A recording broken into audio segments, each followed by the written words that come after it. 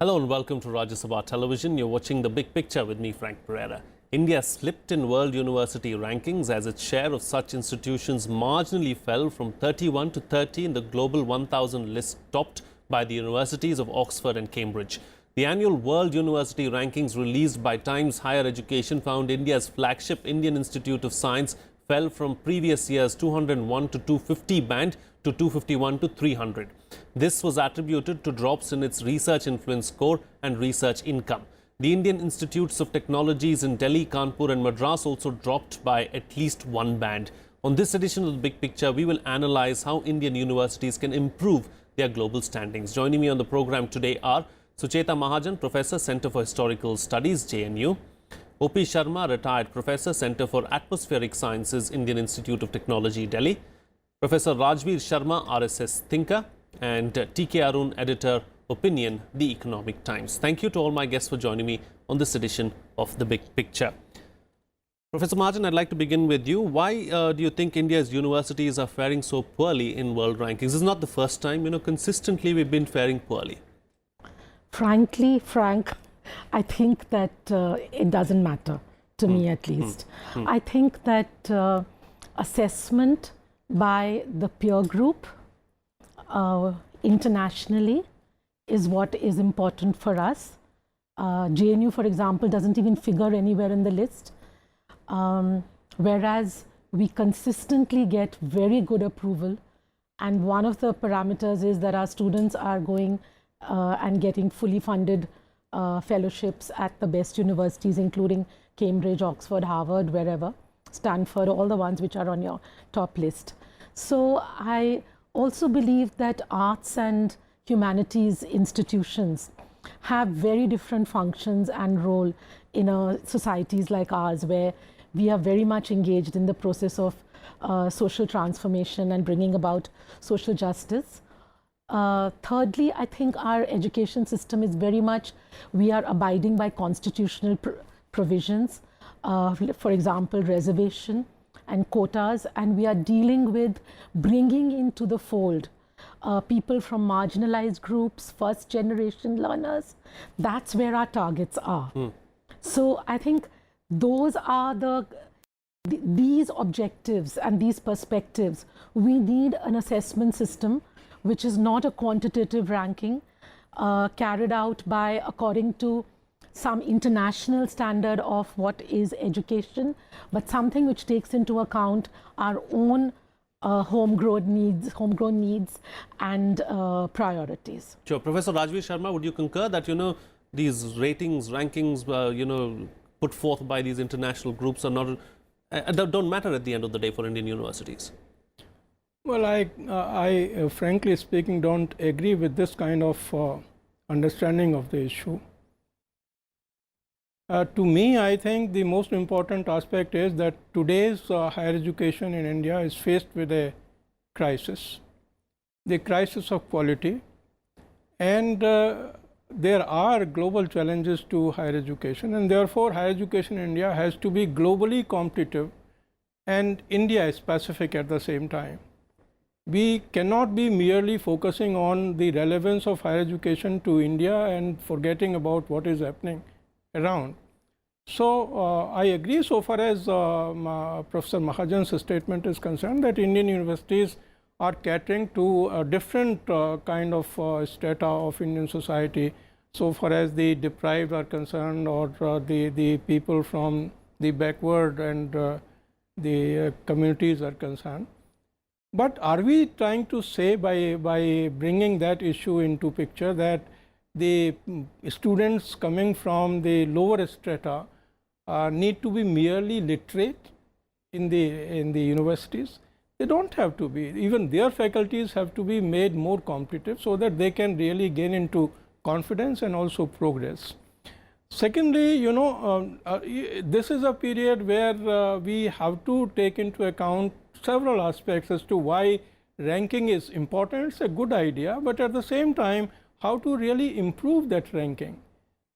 Infrastructure, competition within, competition outside, the kind of funding that we are getting.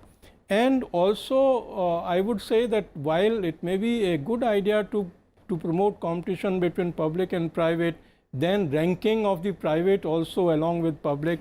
Why is it that private institutions are not doing that well as we think them to do as compared to the public institutions? So my submission here is that the improvement of the ranking is really a challenge, and the decline of our institutions from one rank to a lower rank further rather than going one rank up is a matter of serious concern. Why research is getting down, or why we are not doing as well as we are supposed to? Indian Institute of Science at one time was recognized globally for its research and for its originality. So how, even in social sciences, I mean, we may get very much, we may be proud of some institutions, but have they really produced the Nobel laureates even in the social sciences? Have they created any kind of authorization? You know, even persons like Bhikkhu Parekh, they became much more popular when they went outside India rather than being here. So the point is, why is it that we are merely disseminating the theories generated outside India, even in social sciences? Why Huntington is not being produced in India in JNU? Why Huntington is produced only outside India? So these are the issues that we must address. That the fairness of the system has to be established, and unless we establish that fairness, competition and equity, I think our universities will be faced with that crisis. Sure. Professor O.P. Sharma, I'd like to bring you into the picture now. How do we improve our ranking?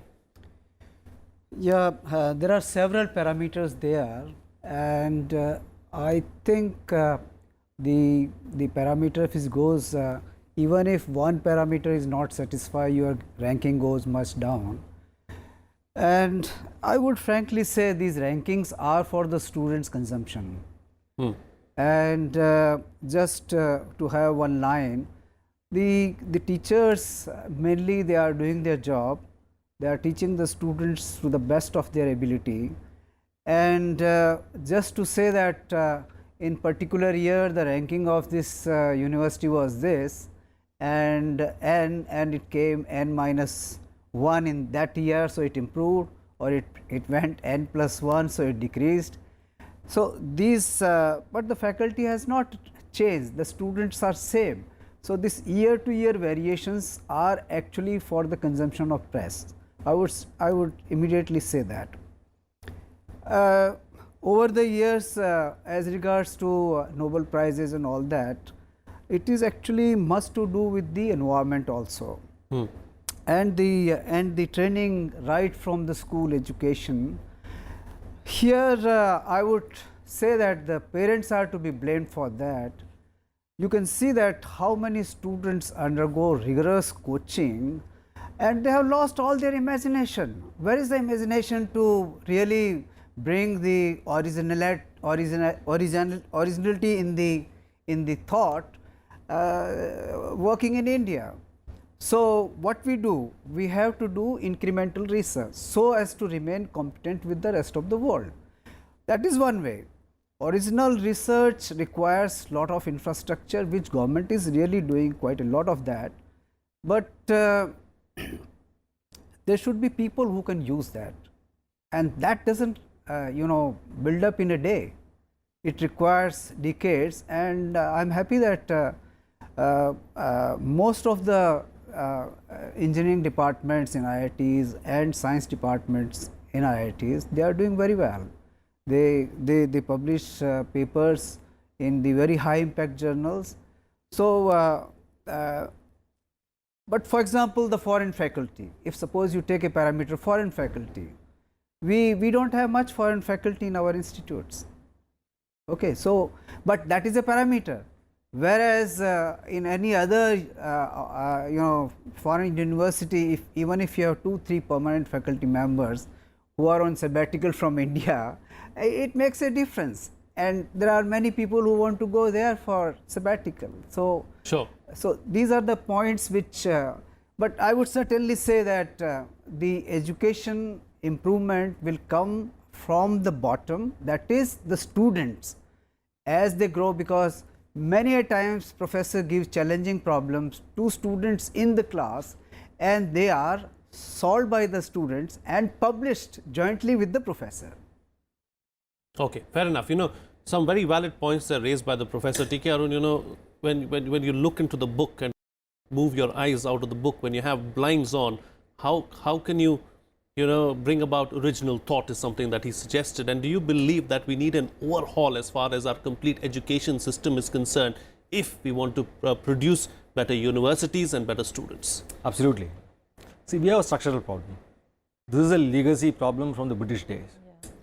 Our universities focus on teaching.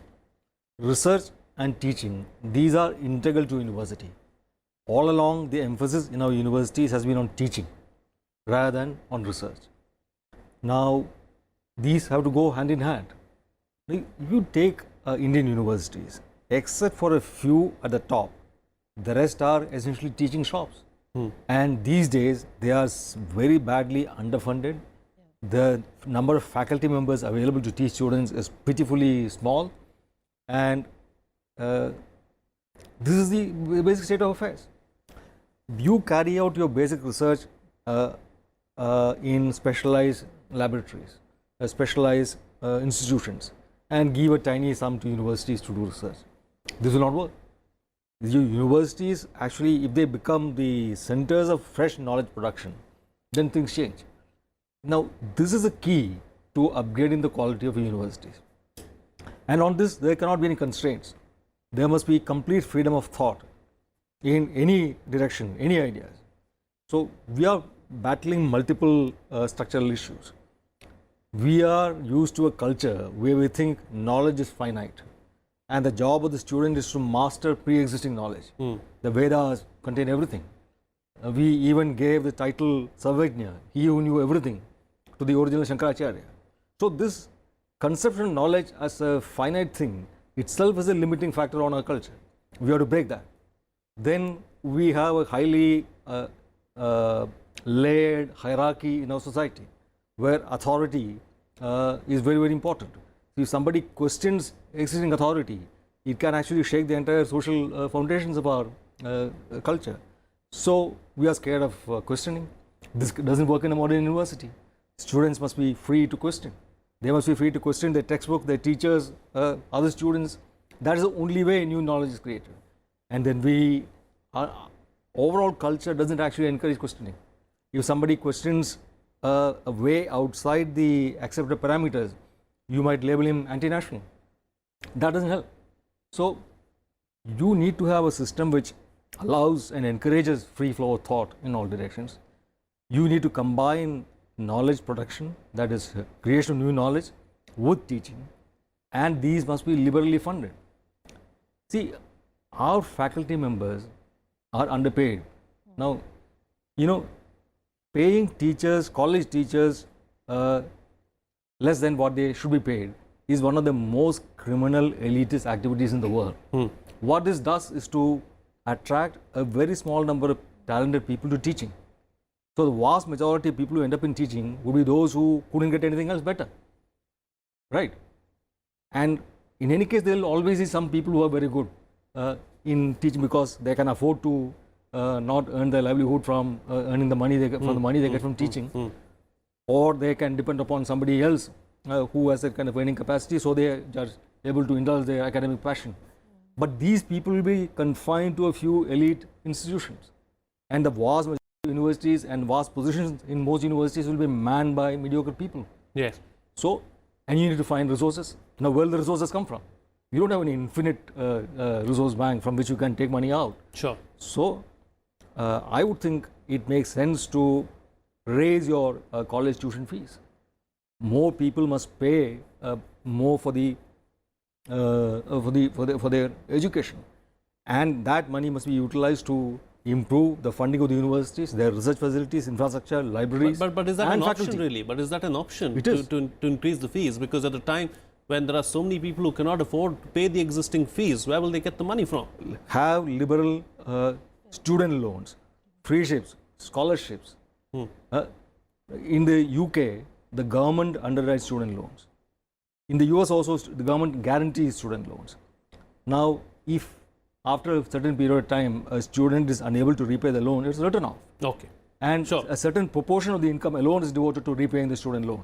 If these kind of institutions are put in place to ensure that nobody who wants to study and has the capacity to study lacks an opportunity to study merely because he doesn't have funds, then raising tuition fees is perfectly rational, and that is the non-elitist solution to higher education. Okay, fair enough. Professor Mahajan, moving on and going forward now, at the basic level, at the primary level, our education system is not up to the mark. So do you believe as the students rise up the ranks and come to a higher education institution or a university, then the university or the institution is automatically stressed because the person's basic education is not up to the mark? Do you believe that's a problem? That's one of the problems only, because I found both as a student and as a teacher that it's not necessary that somebody who's coming from a deprived background has... Not from a deprived background, but generally on the whole, our primary education level itself is not up to the mark if you compare it to international standards. So we need to do something there at the primary level. Sure, absolutely. I couldn't agree more with that, because I think from the time of after independence, one of the weaknesses of our education model has been that we followed this filter down theory that, we have some wonderful elite institutions and the higher education and the universities, and this was going to filter down to the bottom. Whereas we've corrected that approach as far as education policy is concerned. So we've been stressing on schools and strengthening the school system, but we haven't yet reached a point where that has happened. So you're absolutely right. It's a very weak foundation on which we are then building, these blocks. So the whole edifice is obviously becomes one which might be tottering. But I do feel that, following from what Arun and Dr. O.P. Sharma were saying, I think that we need to devise, it's not only about our own parameters for assessment, but I think we need to define ourselves. We have that confidence now that we're 70 years old, 70 plus years old as a republic, as since independence. So we've got to have the confidence where we believe that our institutions can be the best in the world. If all the time, there was this story that I hear from a colleague that, look, there was this IIT professor, no offense meant, sir, who said that his greatest achievement was that his entire section, his entire class went off to the United States. Now, of course, students go and they should have the right to go. But I remember when we were in JNU, Arun was there in the 70s and 80s, many people took a decision not to go abroad to study, though they could have, because we genuinely believed that the teachers and the system that we were in offered us the best education that there was. So how to build that kind of confidence in our, it's a kind of cultural confidence also. Like today, the younger generation speaks Hindi, enjoys Bollywood music. They don't feel the compulsion to listen to forces requests, etc., like we had in our times, or pretend that we knew English songs when we were secretly listening to Vishwa Bharati. So that type of confidence in our institutions, that we have these great world-class institutions which are not defined by air-conditioned classrooms. They are not defined by fancy hostels. Now, of course, you might say, why not good infrastructure? And frankly, a problem does come there when we talk about, as Professor Sharma had said, the international faculty and international students. One of the reasons we don't get students from all across the world, or they stay with us for maybe a semester and then they shift to a flat in GK2 or somewhere to stay, because they cannot live in the hostels that we are providing them. So I'm saying that we need to be looking at both in terms of building up these institutions, better infrastructure, better funding. And just one point I wanted to say, why should we be generating research income in arts and humanities, for example? I can understand that in research and development, in science and technology, that might be the case. But if I'm studying the history of imperialism or colonialism, why should something I'm researching be sellable? And these are all criteria. Therefore, what we should be doing is we should have an exercise by which we accept some of the criteria which are there as part of the rankings. Right. It's not that we don't want to be globally competitive. Not at all. We do want to be. And we are globally competitive. I just wanted to mention this last point. A professor came on a sabbatical to our center from Berkeley, University of Berkeley. And we asked her why she came. And she said, all the years that she had taught there, she had students coming from India. They would all be from JNU. And she said, I want to go and check out what is this place which produces these great students. Right. Now, that peer group evaluation, which is what this is, should be part of the assessment of global ranking. Okay, whether that will be or not, I mean, it's for them to decide and for them to choose what their parameters really are. But Professor, should that be a yardstick really as far as universities are concerned? You know, how many international students you have, how many international faculty you have, what kind of faculty you have as well? Should that even be a yardstick? No, I don't think the presence of the international faculty in a university or an institution should be a yardstick for judging the quality. But of course, the attendance of the foreign students in a university can be one of the parameters of judging the quality of an institution, because it shows that you are having that quality education which attracts the students from outside your source. And do Indian universities need these foreign or international students? They do need, because you know, the question that they are also in competition with other universities, and we want to establish that we are no less than others.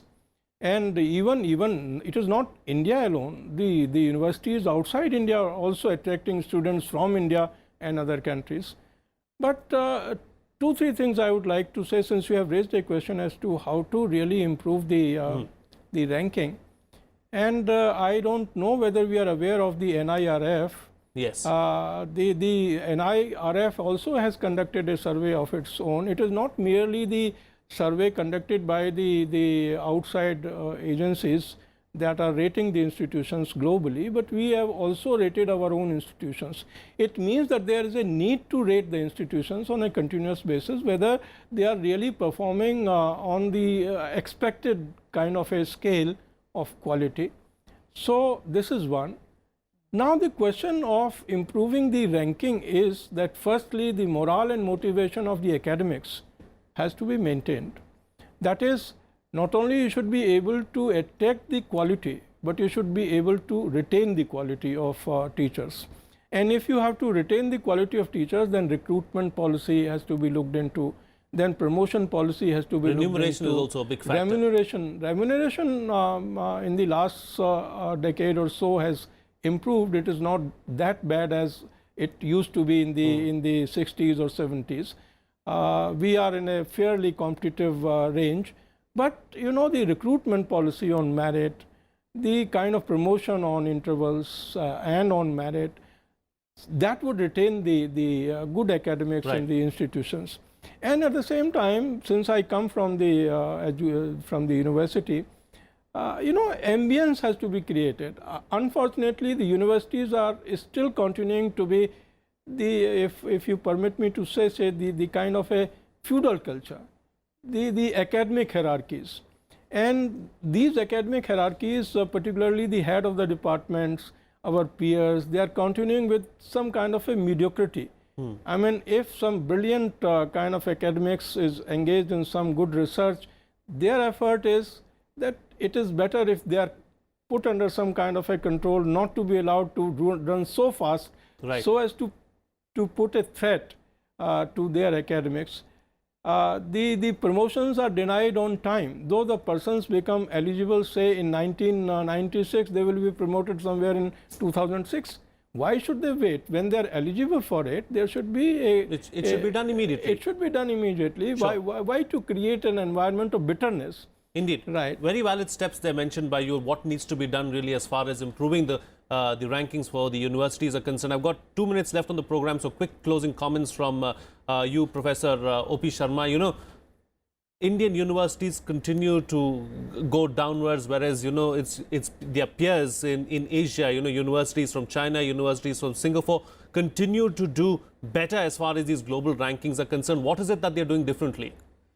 Well, the question which you put to Dr. Mahajan, that is very important. Basic education has to improve, and students in India who were famous for doing mathematics are actually losing in mathematics.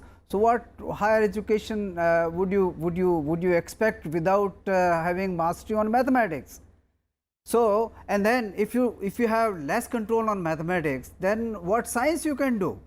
So the basic education at the primary level has to be strengthened to see the results after 10 years. Okay, fair enough. That is my conviction, and Yes. let me tell you, I am also taking off from IIT just for spending my time with the primary school children of Uttarakhand. Sure. We need more teachers and professors like that who can actually spend their time, their precious time with people who need that really, as far as India is concerned. TK Arun, close the show for us with your concluding remarks. Apart from all this that we discussed, we also need Indian industry to be more ambitious in terms of their own research capacity and ability to generate new technology. Instead of hoping to always buy technology from outside, they should be able to sponsor research within their own factories, within universities, within other institutions. This will also help create new knowledge production in the Foreign companies are doing that. Foreign companies are doing in their own captive units here. Yes. Not really so much in our universities. Yes. So they should be. No, I meant they're doing it abroad. I mean, Yes, in their universities, yes, they yes, are. in their universities. So why not, our industrialists? Yes, government spend huge amounts of money on R&D in universities, and that is supplemented by funding by for companies in their own research. So this must happen in India also. Sure. For that, our industry needs to be more ambitious. So that is also one part of the problem. Indeed. All right then. On that note, we'll have to call it a wrap on this edition of The Big Picture. I'd like to thank Sucheta Mahajan, OP Sharma, Rajveer Sharma and TK Arun for joining us on the program and putting things into perspective for us. That's all the time we have today. See you again next time.